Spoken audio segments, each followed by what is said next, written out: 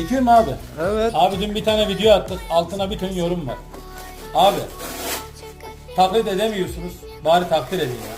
Birileri şimdi yorum çok da bir tanesini söyleyeceğim.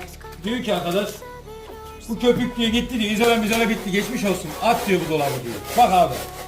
Şunun densite nedir bilmezsiniz. Girin Google'a bakın. Şunun densidesiyle benim yaptığım köpüğün densitesi bir kardeşim. Bunun yoğunluğu bir. Tamam mı? Yalıtım diye bir şey sorunu yok. Aynısını döşüyoruz. Fabrika ne yapıyorsa onu aynısını yapıyor.